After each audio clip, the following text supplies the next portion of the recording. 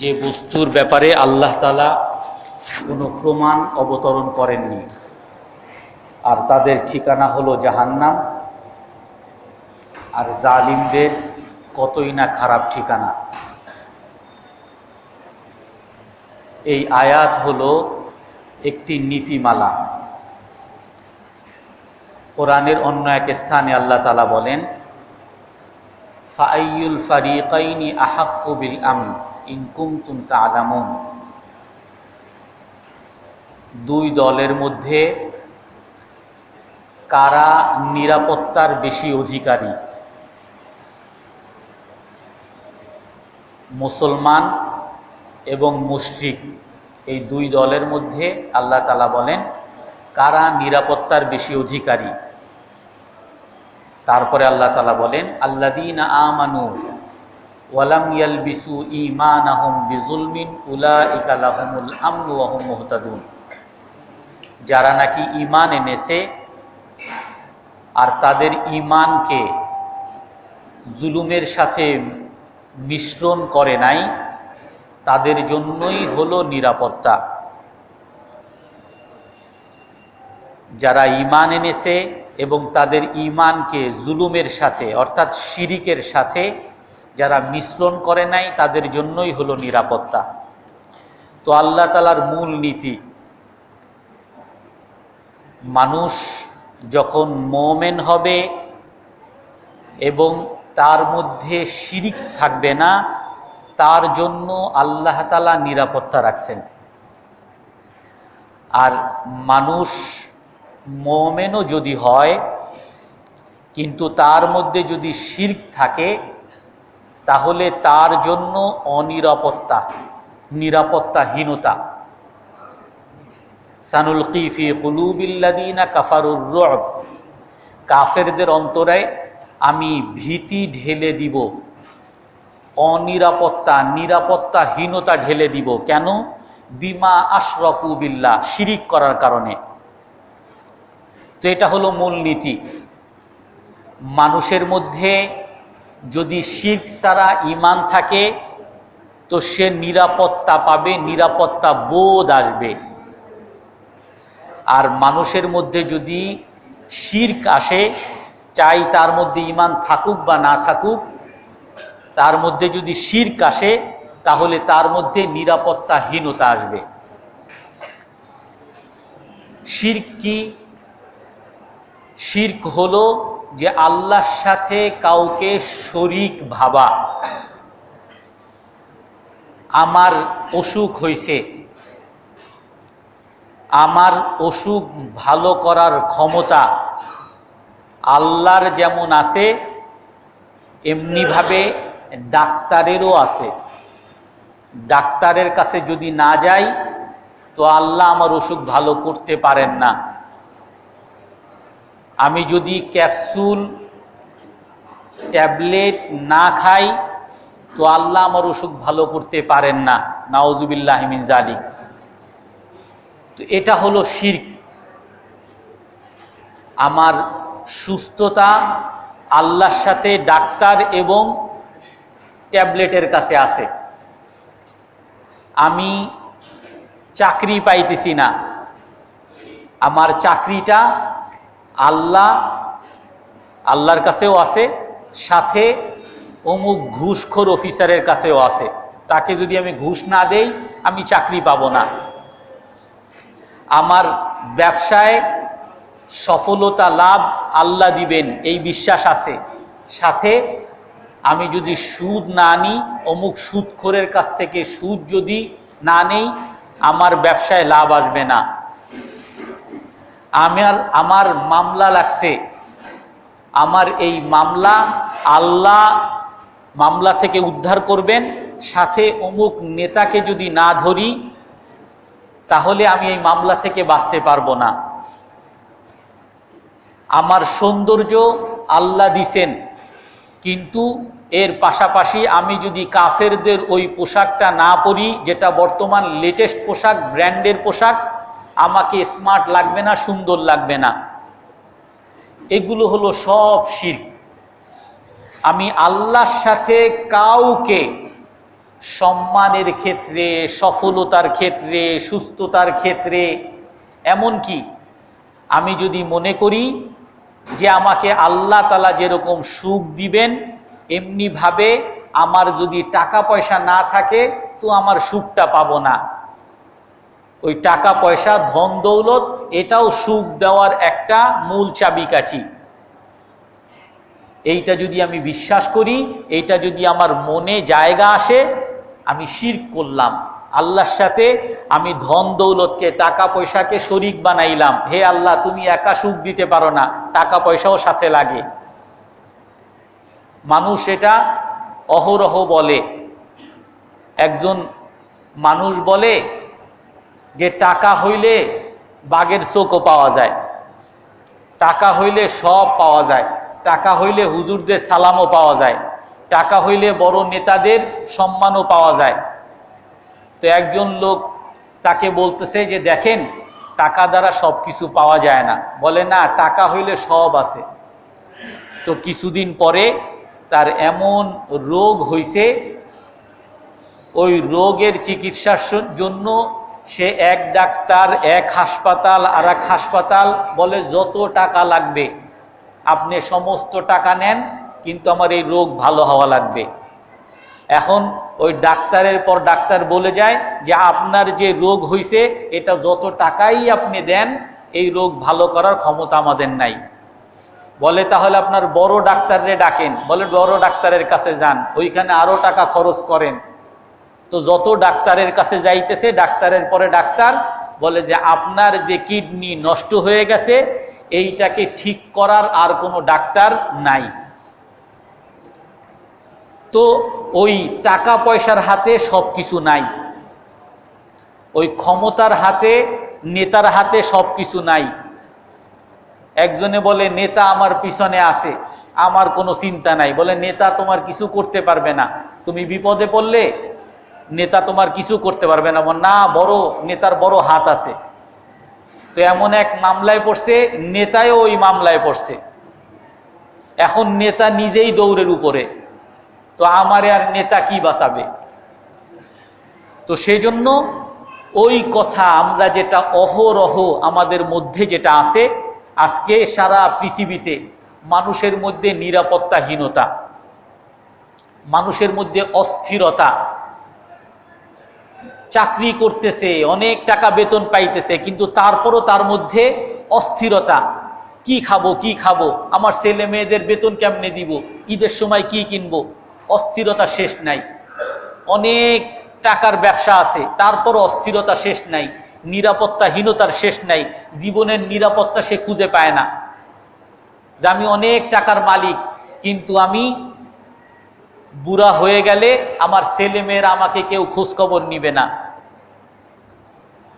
কারণ সে সব সময় ওই টাকা পয়সার উপরে এতটা নির্ভরশীল ছিল, ছেলে মেয়েদেরকে আল্লাহর হুকুম আর আল্লাহর ঈমান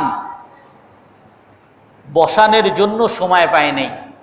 তো এখন সে বৃদ্ধ হইছে, টাকা পয়সা তার কাছে আছে, ছেলে মেয়েরা তাদেরকে বড় বড় এস্টাবলিশ বানাইছে, এক একজন এক এক দেশে বড় বড় চাকরি করে, অনেক টাকা পয়সার মালিক, গাড়ি বাড়ির মালিক। সে বৃদ্ধ, তাকে ভাত রেঁধে খাওয়ানোর মতো কেউ নাই। সে অসুস্থ হয়ে গেছে, তাকে বাথরুমে নেওয়ার মতো কেউ নাই। তো তাকে বৃদ্ধাশ্রমে পাঠিয়ে দেওয়া হয়েছে। গত সপ্তাহেই পেপারে হয়তো আপনারাও দেখছেন, জাহাঙ্গীরনগর ইউনিভার্সিটির এক প্রফেসর, তাকে বৃদ্ধাশ্রমে পাঠিয়ে দিছে। টাকা পয়সা তার আছে, তার ছেলে মেয়েও আছে, সবাই বড় বড় শিক্ষিত, হাই কোয়ালিফাইড, কিন্তু সবাই যে যার সংসার নিয়ে ব্যস্ত। কেউ বাবাকে সময় দেওয়ার মতো সময় নাই। আর এই যে ধনী মানুষ, যার সারা জীবন টাকা পয়সার পিছনে ছুটছে, ছেলে মেয়েদেরকে টাকা পয়সা বানানোর পিছনে সব সময় চেষ্টা করছে, নিজে কেরিয়ার টাকা পয়সা গড়ার জন্য চেষ্টা করছে, সে এখন তার টাকা পয়সা নিয়েও চিন্তিত যে আমি আমার এই টাকা পয়সা আমার ছেলে মেয়েদেরকে দিতে চাই না, কারণ ছেলে মেয়েরা আমার দেখাশোনা করে না। তো এইগুলো আমি আমার ছেলে মেয়েকে দিব না। তো আপনার ছেলে মেয়েকে দিবেন না, এই টাকা পয়সা আপনি কি করবেন? কবরে তো নিতে পারবেন না, এভাবে তো ফেলেই যেতে হবে। তো যেই টাকা পয়সার পিছনে আমি সারাটা জীবন খাটতেছি, সেই টাকা পয়সা আমি কবরেও নিয়ে যেতে পারতেছি না, আর আমি সারা জীবন নিজে ভোগও করি নাই যে টাকা পয়সা আমি ধনী হব। যে নাকি দুনিয়াতে গরিব হিসাবে জীবন যাপন করে, সে মরার সময় ধনী হওয়ার জন্য। আর কিছু মানুষ, বুদ্ধিমান মানুষ, তারা দুনিয়াতে ধনী হিসাবে জীবন যাপন করে, মরার সময় ফকির হওয়ার জন্য। আমি টাকা পয়সা ইনকাম করতেছি, উপার্জন করতেছি, আর আমি নিজেই খরচ করতেছি না। আমার টাকা পয়সা অনেক ব্যাংক ব্যালেন্স হইতেছে, আমি সারা জীবন অভাবী জীবন যাপন করে গেলাম, মরার সময় আমি মরে যাচ্ছি কিন্তু আমি ধনী, সবাই বলে যে অমুক ধনী। টাকা পয়সা যে যার মতো ভাগ বটোয়ারা করে নেয়, আর সারা জীবন আমি ফকির, আমি ওই মৃত হাজী সাহেব। তো এই জন্য ওই বড় জিনিস শিরক, এটা আমাদের মধ্যে ঢুকে আছে, যার কারণে আমরা নিরাপত্তাহীনতায় ভুগতেছি। আর আল্লাহ তাআলা বলেন মা লাম ইউনাজ্জিল বিহি সুলতানা, যে মানুষ আল্লাহর সাথে যে শিরিক করে এর কোনো প্রমাণও নাই। আমরা শিরিক করতেছি, এর কোনো প্রমাণও নাই। আমি মনে করি যে আমাকে টাকা পয়সা সুখ দিতে পারবে, কিন্তু এর প্রমাণ কেউরে দেখান যে টাকা পয়সা কেউরে সুখ দিছে, আপনি দেখান, দেখাইতে পারবে না। বাস্তবতা হলো টাকা পয়সা একজনের অনেক আছে কিন্তু তার সুখ নাই। একজনের অনেক ক্ষমতা আছে কিন্তু মামলা থেকে বাঁচতে পারে না। একজনের অনেক ধন দৌলত আছে কিন্তু রোগ থেকে সে বাঁচতে পারে না। একজনের অনেক টাকা পয়সা, গাড়ি বাড়ি সব আছে কিন্তু তার স্ত্রীকে তার ঘরে রাখতে পারে না, তার ছেলে মেয়েদেরকে তার কাছে রাখতে পারে না, সে সুনাম অর্জন করতে পারে না। তো আমরা মনে করি যে এ করনেওয়ালা, আমি মনে করি কি টাকায় আমার রোগ ভালো করে, কিন্তু টাকায় রোগ ভালো করা এর কোনো প্রমাণ আছে? যৌক্তিক কেউ যুক্তি দেখাইতে পারবে? ডাক্তার আমাকে ভালো করে, কিন্তু ডাক্তার ভালো করে এর কোনো প্রমাণ আছে? অমুক নেতা আমাকে সব বিপদ থেকে বাঁচাবে, নেতা বাঁচাবে, এর কোনো প্রমাণ আছে? তো আল্লাহ তাআলা এটাই বলেন যে মানুষ আল্লাহর সাথে এমন বস্তুকে শিরিক করে যার কোনো প্রমাণ নাই।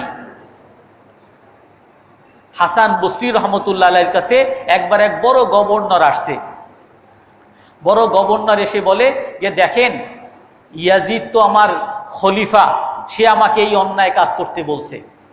এখন আমি যদি এই অন্যায় কাজ করি তাহলে আমি জানি আল্লাহ আমার উপরে রাগ হবে, আল্লাহ আমাকে ছাড়বে না। আর আমি যদি আল্লাহকে খুশি করতে চাই তাহলে ইয়াজিদ আমাকে ছাড়বে না। এখন আমি কি করব? হে হাসান বসরি, হে ইমাম, বলেন আমি এখন কি করব? আমি যদি আল্লাহকে খুশি করি ইয়াজিদ আমাকে ছাড়বে না, আর আমি যদি ইয়াজিদকে খুশি করি আল্লাহ আমাকে ছাড়বে না। তো তখন উনি বলতেছেন যে তুমি আল্লাহকে খুশি করো, আল্লাহ তোমাকে ইয়াজিদ থেকে বাঁচাবে, কারণ ইয়াজিদ তোমাকে আল্লাহর হাত থেকে বাঁচাতে পারবে না। ইয়াজিদ তোমাকে আল্লাহর হাত থেকে বাঁচাতে পারবে না। আল্লাহর এমন অনেক আযাব আছে, ইয়াজিদের বড় বাপও যদি আসে, আমাকে যদি আল্লাহ তাআলা হার্ট স্ট্রোক করে দেয়, আমার কিডনি যদি নষ্ট করে দেয়, ইয়াজিদের বাপ, বড় খলিফা, বড় প্রেসিডেন্টের বাপ আমাকে বাঁচাতে পারবে? আমার ব্রেন যদি স্ট্রোক করে দেয়, আমার হার্টবিট যদি বন্ধ করে দেয়, আমার লিভার যদি থিরোসিস করে দেয়, তো বড় প্রেসিডেন্ট, বড় প্রাইম মিনিস্টার, বড় নেতা ওবামা, তারা কেউ কি আমার কোনো উপকার করতে পারবে? এক লোক একবার বলে যে দেখেন, আমি চাকরি করি, এক আলেমের কাছে আসছে, আমি যদি চাকরিতে আল্লাহকে ভয় করি তাহলে চাকরি আমার থাকবে না, ঘুষ আমাকে খাইতেই হবে। আমি যদি আল্লাহকে মানতে চাই তো আমার না খেয়ে মরতে হবে, চাকরি আমি হারাবো। আর যদি আমার চাকরি রাখতে হয় তাহলে এই গুনাহ আমাকে করতেই হবে, ঘুষ সুদ এটা আমাকে করতেই হবে। তখন ওই আলেম তাকে বলেন যে দেখো, যে আল্লাহ তোমাকে তোমার চাকরি বাঁচাইতে পারে না, তোমাকে খাওয়াইতে পারে না, সেই আল্লাহর ইবাদত করার তোমার দরকার নাই। যদি তুমি মনে করো এটা যে আল্লাহ তোমার চাকরি বাঁচাইতে পারে না, আল্লাহর এই ক্ষমতা নাই, আল্লাহ তোমাকে খাওয়াইতে পারে না, আল্লাহ তোমাকে ব্যবসা দিতে পারে না, তো সেই আল্লাহর ইবাদত কেন করবা তুমি? অথচ আল্লাহ তাআলা বলেন রব্বুল আলামিন, আল্লাহ হলেন সমস্ত জগতের পালন কর্তা, সবাইকে পালেন। শুধু আমাকে খাওয়ান যে আমি 2 বেলা ভাত খাই, কিন্তু আমার চেয়ে বড় বড় প্রাণী আছে, হাতি আমার 10টার মতো খাবার খায়, আল্লাহ তাআলা তাদেরকে পালেন। বড় বড় তিমি মাছ আমার 1000 জনের মতো খাবার খায়, আল্লাহ তাআলা তাদেরকেও খাওয়ান। সিংহ, বাঘ এরা গোশত ছাড়া কিছু খায় না। আমি 500 টাকা কেজি গোশত, গরুর গোশত কিনতে পারি না, এদেরকে কেজিতে কেজি গোশত আল্লাহ খাওয়াইতেছেন, এদেরকে পালতেছেন। সারা সৃষ্টি জগৎকে আল্লাহ তাআলা পালেন, তো আমাকে আল্লাহ তাআলা পালতে পারবেন না? ইলাইহি ইয়ারজিউল আমরু কুল্লু ফা'বুদহু, আল্লাহ তাআলা বলেন যে সমস্ত ক্ষমতা, সমস্ত পরিচালনা, সমস্ত সম্পদ সব আল্লাহর কাছে মুখাপেক্ষী, সব আল্লাহর হাতে। অতএব তোমরা আল্লাহর উপরে ভরসা করো আর আল্লাহর ইবাদত করো। লাহুল খালকু ওয়াল আমরু, আল্লাহ তাআলা সমস্ত সৃষ্টি জগৎ নিজে সৃষ্টি করছেন আর সব কিছু নিজে পরিচালনা করতেছেন, সব আল্লাহর হাতে পরিচালনায়, কোনো কিছু আল্লাহর হাতের বাইরে না।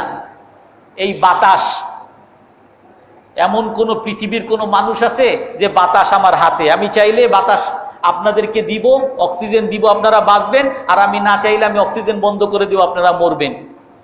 কোন মানুষ এই দাবি করে? এই সূর্য আমার হাতে, কেউ দাবি করতে পারছে? অথবা এই যে গাছ থেকে যে ফল হয় এটা আমার হাতে, গাছ থেকে আমি ফল দেই। অথবা এই যে সমুদ্রে, নদীতে যে মাছ হয়, মাছ আমার হাতে, আমি দেই, কেউ দাবি করতে পারছে এটা? সব কিছু আল্লাহ তাআলা সৃষ্টি করছেন আর সব কিছু আল্লাহ তাআলা পরিচালনা করতেছেন। এই জন্য ওই আল্লাহর সাথে আমি কেন শরীক করব? যদি আল্লাহ আপনার সাথে থাকে, দুনিয়ার কেউ আপনার কিছু করতে পারবে না। আর আল্লাহ যদি আপনার বিরুদ্ধে যায়, দুনিয়ার কারো ক্ষমতা নাই আল্লাহর হাত থেকে আপনাকে বাঁচানোর। লাউইজতামাআত আলা আন ইয়াদুররুকা বিশাই লাম ইয়াদুররুকা বিশাই। হে মানব জাতি, তোমরা জানো, বিশ্বাস করো, সারা পৃথিবীর মানুষ যদি মিলে তোমার কোনো ক্ষতি করতে চায় আর আল্লাহ তাআলা যদি তোমার ক্ষতি করতে না চায়, তো তোমার কোনো ক্ষতি করতে পারবে না। সারা পৃথিবীর মানুষ আলা আইয়ান ফাউকা বিশাই, তোমাকে উপকার করতে চায়, আল্লাহ তাআলা যদি তোমার উপকার করতে না চান, তো সারা পৃথিবীর মানুষ মিলেও কোনো উপকার করতে পারবে না। ওয়া আলাম আন্না মা আসাবাকা লাম ইয়াকুন লিয়ুসিবাক, যেটা আল্লাহ তাআলা তোমাকে দিবেন সেটা কেউ ফিরাতে পারবে না, আর যেটা আল্লাহ তাআলা তোমাকে দিবেন না, ওমা আখতাআকা লাম ইয়াকুন লিয়ুসিবাক, যেটা তোমাকে আল্লাহ দিবেন না সেটা তুমি কখনো পাবে না। এই জন্য ওই শিরক মুক্ত ঈমান যদি আমার মধ্যে থাকে, আমি নিরাপত্তা পাবো, নিরাপত্তাহীনতা থেকে বাঁচতে পারবো, সমস্ত অস্থিরতা থেকে আমি বাঁচতে পারবো। আর যদি ওই আল্লাহর সাথে যদি আমার শিরক থাকে, তাহলে মুসলমান হোক কাফের হোক, সব সময় অস্থিরতা, সব সময় নিরাপত্তাহীনতা। এই সপ্তাহে শুক্রবার আমি এক হাদিস বলেছিলাম, ইদা শিকা ফালান তাকাশ, যারা টাকা পয়সার গোলাম, তার পায়ে যদি একটা কাঁটাও বিধে, তো সে সেই কাঁটা যন্ত্র দ্বারাও উঠাতে পারে না। এর অর্থ কি?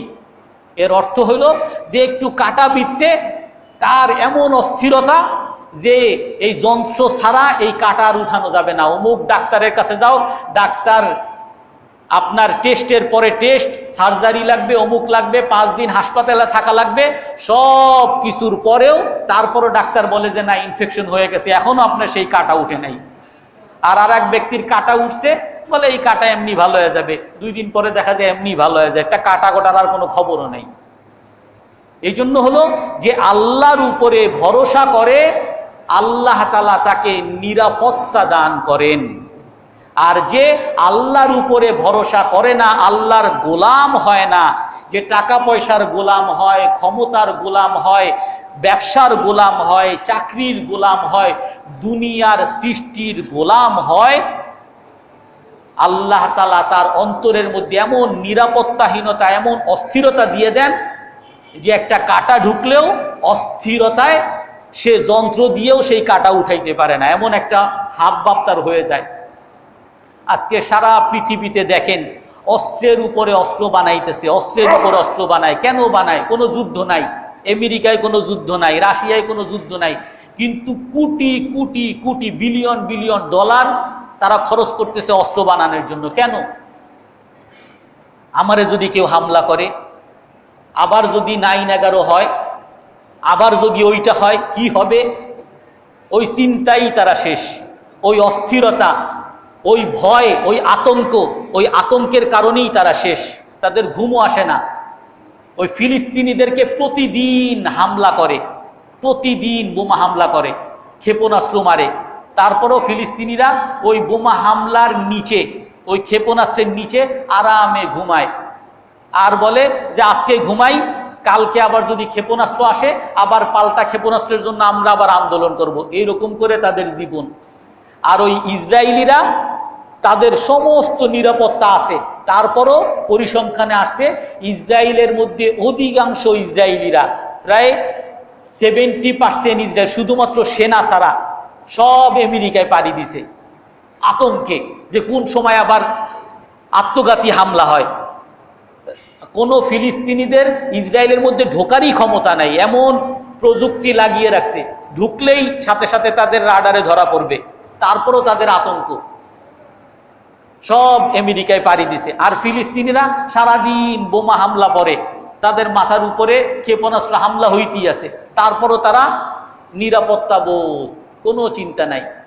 এই জন্য আপনার মধ্যে যদি আল্লাহ থাকে তো সারা পৃথিবী আপনার গোলাম, আর আপনার অন্তরে যদি আল্লাহর সাথে অন্য কেউ থাকে তো আপনি সারা পৃথিবীর গোলাম।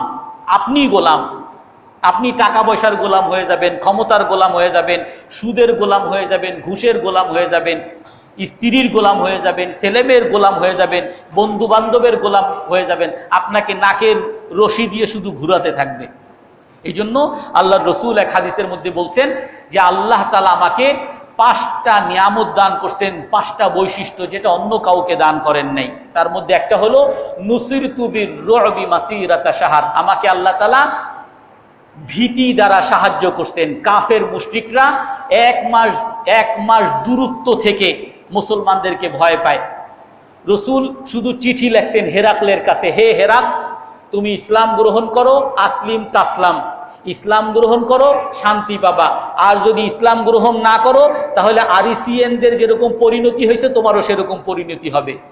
রসুল মদিনার মধ্যে, তার কোনো ওই ভাঙ্গা তলোয়ার 50টাও নাই, সৈন্যবাহিনী 200 জনও নাই, তো ঘোড়ায় একটাও নাই, একেবারে ঢাল তলোয়ার ছাড়া বাদশাহ চিঠি একটা লেখছেন। আর ওই হেরাকল বাদশাহ হলো তখনকার সম্রাট, এখনকার বর্তমান আমেরিকা, তখনকার হেরাক, তার লক্ষ লক্ষ সেনাবাহিনী, তার কামান, সেই মুসলমানদের সাথে কামান দ্বারা যুদ্ধ করছে, কামান, দূর ক্ষেপণাস্ত্র, এবং হাতির অভাব নাই। আর তার দেশ হলো পুরো সাম্রাজ্য, পুরো সিরিয়া, ফিলিস্তিন, একেবারে তুরস্ক, সব তার সাম্রাজ্যে, ইউরোপ। সেই হেরাকলের বাদশাহ শুধু চিঠি একটা লেখছেন, তা আসলিম তাসলাম, মুসলমান হও শান্তি পাবা, যদি মুসলমান না হও আরিসিনদের যেরকম পরিণতি হয়েছে তোমার এরকম হবে। শুধু এতটুকু একটা চিঠি। আবু সুফিয়ান বলে, আবু সুফিয়ান গেছে, তখন কাফের ছিল।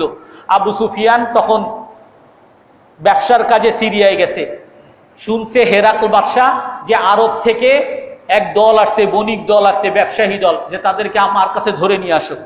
আবু সুফিয়ানকে ধরে নিয়ে আসছে, যে তোমরা বলো এই যে আমার কাছে চিঠি লেখছে এই মুহাম্মদ সাল্লাল্লাহু আলাইহি সাল্লাম, এর খবর কি আর বলো? বলে আমরা তো তারে বললাম এ তো কিছু না, এরে তো আমরাই তো তারে মারি সারাদিন। এ কে? বলে না, সত্যি করে বলো এ কি? তার পুরো, ওই আবু সুফিয়ান বলে যে তার পুরো সাম্রাজ্যে, সিংহাসনে সবার মধ্যে চিৎকার চেঁচামেচি, না মিথ্যা কথা বলবা না, সত্যিকার অর্থে বলো যে তার কি ক্ষমতা আছে, সে কি কি করে বলো, সব কিছু বলো। তারপরে বের হওয়ার পরে আবু সুফিয়ান বলে উমিরা আমরু ইবনি আবি কাবসা, আরে আবু কাবসার ছেলে অর্থাৎ রসুলের পরদাদা কাবসা, বলে তার ছেলে, তার নাতি, সে তো বিরাট শোর মাচায় দিছে, এর হেরাকলের মধ্যেও তো আতঙ্ক ঢুকে গেছে। বলে এই যে তারা চিৎকার চেঁচামেচি করতেছে, ওই আমাদের মোহাম্মদরে ভয় পাইতেছে, আতঙ্কে এরকম কাঁপতেছে। সে তো মদিনার মধ্যে শুধু কম্পন করে নাই, এ তো সারা পৃথিবীর মধ্যে কম্পন সৃষ্টি করে দিছে। তো রসুল শুধু একটা চিঠি লেখছেন, ওইখানে কম্পন শুরু হয়ে গেছে। মুসলমান কিচ্ছু করে না, মুসলমানের কারো কাছে কোনো ক্ষমতা নাই, কোনো অস্ত্র নাই, কিচ্ছু নাই। ওদিকে আমেরিকা, ইউরোপ, ওখানে কম্পন শুরু হয়ে গেছে। মুসলমান সব সন্ত্রাসী, মুসলমান সব উগ্রবাদী, মুসলমানকে ঠেকাও, তাদেরকে না ঠেকাইলে তারা আমাদের আমেরিকায় হামলা করবে, আমাদের ইউরোপে হামলা করবে, ব্রিটিশে হামলা করবে। আর নাই কিছু, সে হামলা করবে কি দিয়ে? তোমার কাছে সব কিছু আছে। আতঙ্কে শেষ। আর আল্লাহ তাআলা বলেন যে যদি তোমরা আল্লাহকে পুরোপুরি বিশ্বাস করো তো আল্লাহ তাআলা তোমাদেরকে কাফেরদের উপরে জিতানোর জন্য আল্লাহর কাছে অস্ত্রের অভাব নাই। সবচেয়ে বড় অস্ত্র, একটা অস্ত্রের নমুনা এখানে দিছেন যে হে উহুদের যুদ্ধে তোমরা এরকম একেবারে ছোট মনের কেন হয়ে গেছো? যদি আল্লাহ তাআলা তোমাদেরকে সাহায্য করতে চান, তোমরা যদি আল্লাহকে পুরোপুরি মানো, উহুদের যুদ্ধে একটু তো আল্লাহকে মানো নাই, আল্লাহর রসুলকে মানো নাই, যার কারণে এরকম পরাজয়টা আসছে। কিন্তু আল্লাহকে যদি পুরোপুরি মানো তো আল্লাহ তাআলা তোমাদেরকে ওই কাফেরদের বিরুদ্ধে বিজয় দান করবে, যদিও তোমাদের কাছে কিছুই না থাকুক, যদিও কাফেরদের কাছে অস্ত্রের সীমাও যেন না থাকে। আল্লাহর কাছে অস্ত্র কি? এই একটা অস্ত্র বলে দিয়েছেন, সানুলকি ফি কুলুবিল্লাযিনা কাফারুর রুব। আল্লাহর অনেকগুলো অস্ত্রের মধ্যে, অনেক সেনাবাহিনীর মধ্যে একটা সেনাবাহিনী শুধু ছেড়ে দিব, সেটা কি? কাফেরদের অন্তরের মধ্যে ভয় ঢুকিয়ে দিব। অনেক অস্ত্র, কিন্তু ভয়, ওই অস্ত্র ওই কি বলে চালাবে যে চালানের স্টিকার টিপার মতো আর ওই ক্ষমতা থাকবে না, ওই হাত কাঁপতে থাকবে।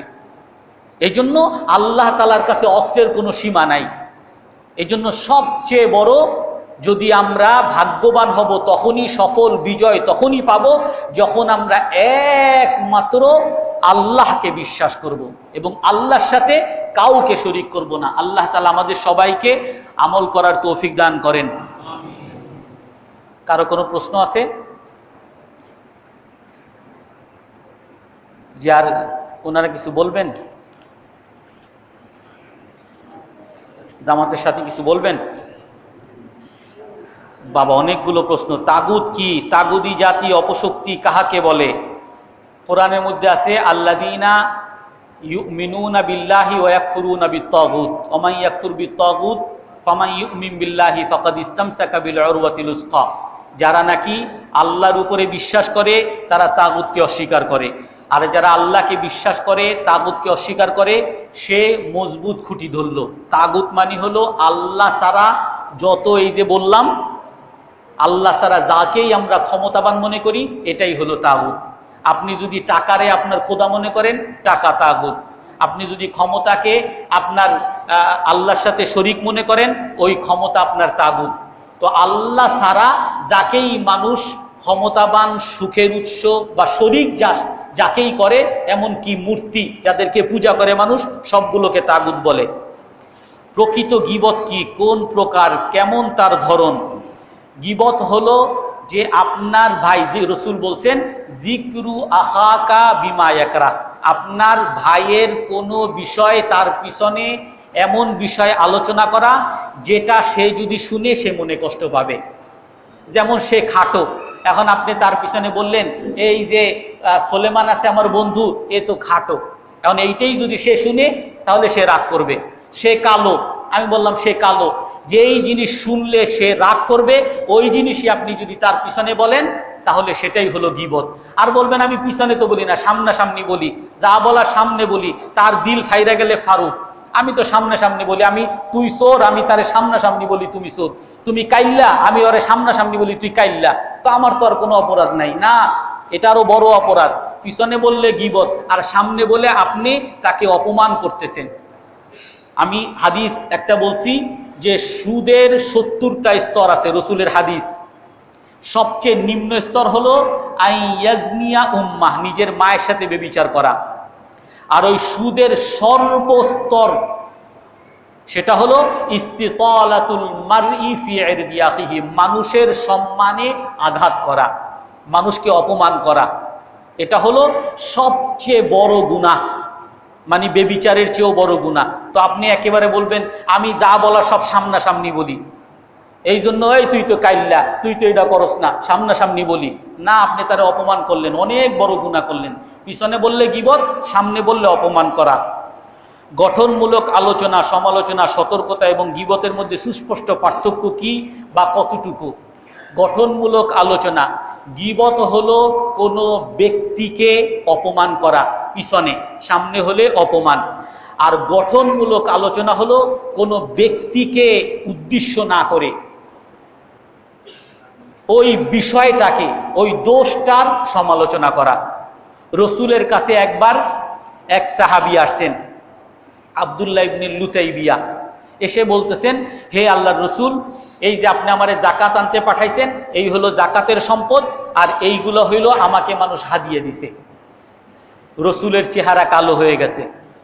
রসুল তাকে কিছু বলেন নাই, সোজা মেম্বারে আসছে, সবাইকে ডাকছেন, ডেকে বলতেছেন মা বাল ওয়াকওয়ামিন, আরে ওই সকল মানুষের কি হইল?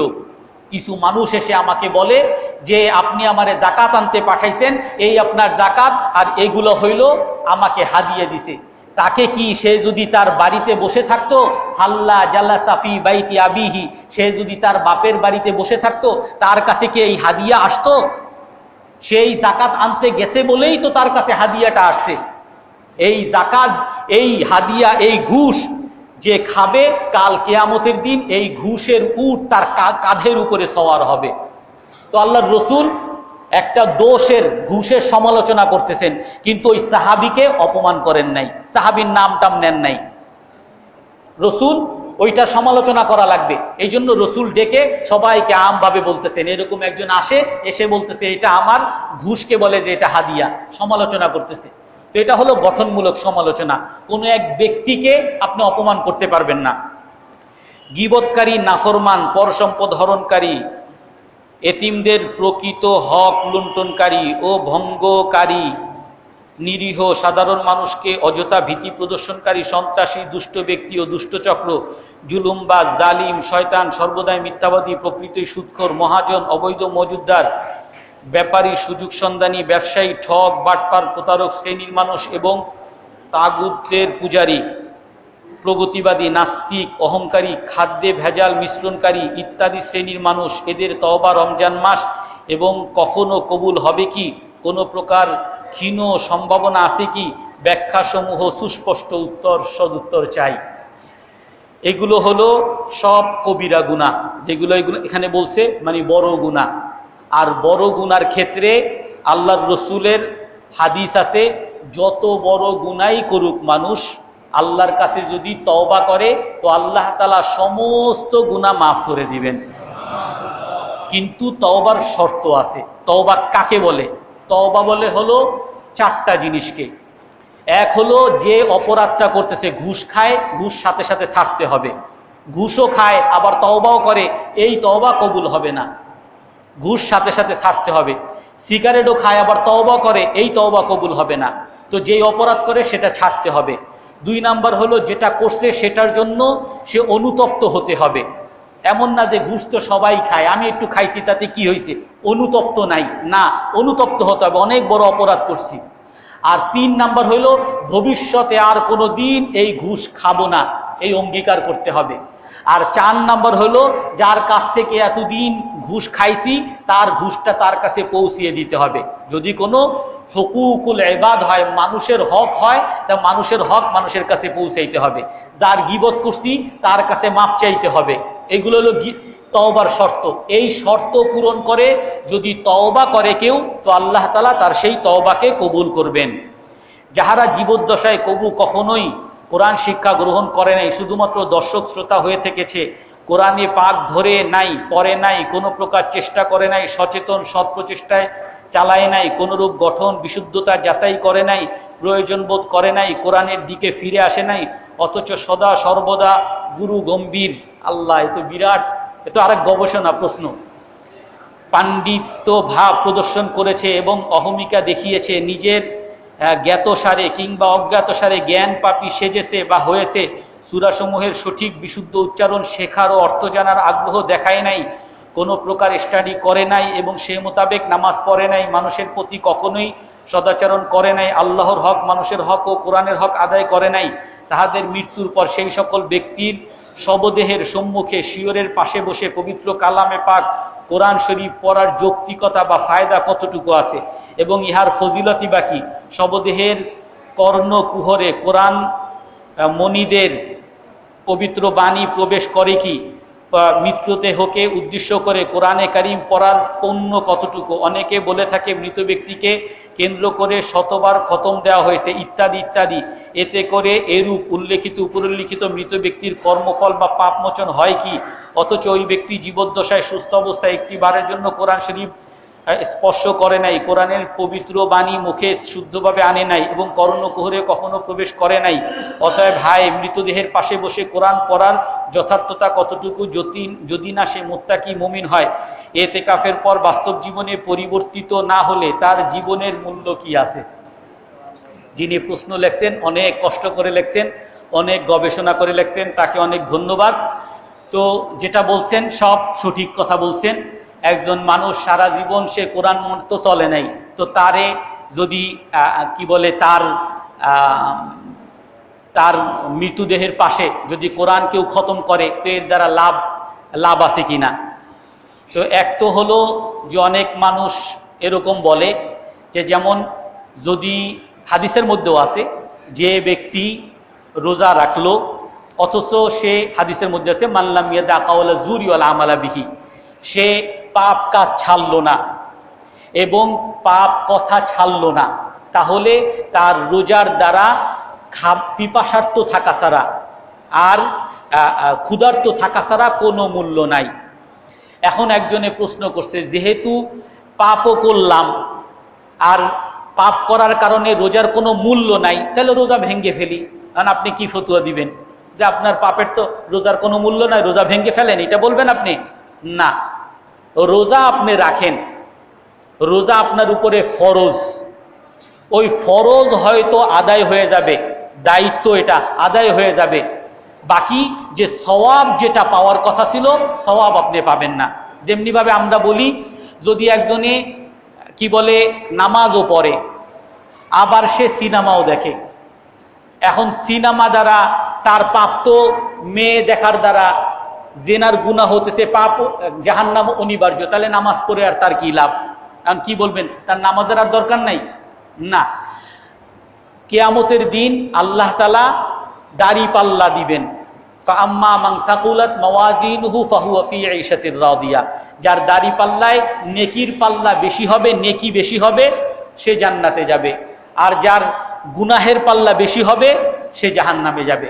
অর্থাৎ আপনি রোজা রাখতেছেন, সওয়াবের কাজ করতেছেন, আবার গীবত করতেছেন, গুনাহ করতেছেন, তো দোনোটাকে দাড়ি পাল্লায় আল্লাহ বসাবেন। আপনি কোরআন, আপনার জন্য কোরআন পড়া হইতেছে, আপনার ছেলে মেয়ে আপনার জন্য ইসালে সওয়াব করতেছে, সওয়াব পাইতেছেন, আবার আপনি কোরআন নিজে পড়েন নাই, নিজে গুনাহ করছেন, ওই গুনাহের পাল্লায় রাখা হবে। তো এখন ওইখানে দাড়ি পাল্লার হিসাব করা হবে। আপনার সওয়াব যদি বেশি হয় তো আপনি জান্নাতে যাবেন, আর যদি সওয়াব বেশি না হয়, গুনাহ যদি বেশি হয়, তাহলে আপনি জাহান্নামে যাবেন। তো এই জন্য এইটা কখনো আমরা বলতে পারবো না যে সে তো সুদ ছাড়ে না, সুদ খায়, তাহলে তার নামাজের কি লাভ? না, নামাজের সওয়াব সে পাবে, সুদের গুনাহ তার হবে। এমন না যে নামাজের দ্বারা আবার সুদের গুনাহ মাফ হবে, এমন না, সুদের গুনাহ হইতেই থাকবে, আবার নামাজের দ্বারা তার সওয়াবও হবে। এমনিভাবে কেউ যদি অন্য কেউ তার জন্য দোয়া করে, অন্য কেউ কোরআন খতম করে, এই সওয়াব সে পাবে, আবার নিজে যে গুনাহ করছে, নিজে যে পাপ করছে, এই পাপও তার বহাল থাকবে। তবে এটা অনস্বীকার্য যে যদি হাদিসের মধ্যে আছে একটা মানুষ অনেক নেক আমল করবে কিন্তু মানুষের দেনা পাওনা তার কাছে থাকবে, তো কিয়ামতের দিন সবচেয়ে ফকির হিসাবে সে চিহ্নিত হবে। আল্লাহর কাছে আসবে পাহাড় পরিমাণ নেক আমল নিয়ে, কিন্তু তার পাওনাদার আসবে, হে আল্লাহ আমার গীবত করছে, আমার ঘুষ খাইছে, আমার সুদ খাইছে, আমার অমুক অধিকার মারছে, অমুকে এই করছে, তো তার পাওনা দিয়ে দাও। কিসের দ্বারা পাওনা দিবা? নেক আমল দ্বারা দাও। নেক আমল দিতে থাকবে, নেক আমল সব শেষ, পাওনাদার শেষ না। তো এখন তাদের গুনাহগুলো নাও। অনেক নেক আমল নিয়ে গেছে কিন্তু ওই পাওনাদার থাকার কারণে শুধুমাত্র গুনাহের পাহাড় নিয়ে তাকে জাহান্নামে নিক্ষেপ করা হবে। এই জন্য মানুষের পাওনা এটা অনেক বড় বিষয়। মানুষের পাওনা আল্লাহ তাআলা মাফ করবেন না, মানুষের কাছেই মাফ চাইতে হবে। আল্লাহর কাছে যদি কোনো গুনাহ করি, যেমন কথার কথা যে কোরআন পড়তে বলছেন, কোরআন পড়লাম না, এইটা হয়তো আল্লাহ তাআলা মাফ করবেন যদি আল্লাহর কাছে ক্ষমা চাই। কিন্তু একজনের 5 টাকা খাইছি, ওই ব্যক্তিকে যতক্ষণ পর্যন্ত আমি 5 টাকা ফেরত না দিব অথবা সে আমাকে যতক্ষণ পর্যন্ত ক্ষমা না করবে আল্লাহ আমাকে ক্ষমা করবেন না।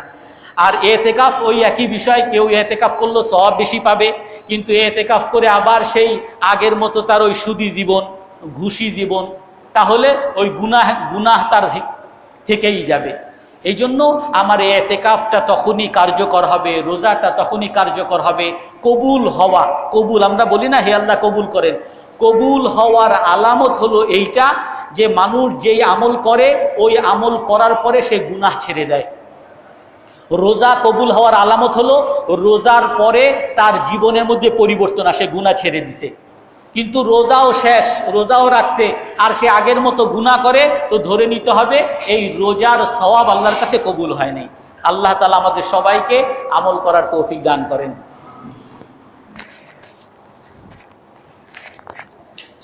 কেউ কিছু বলবে?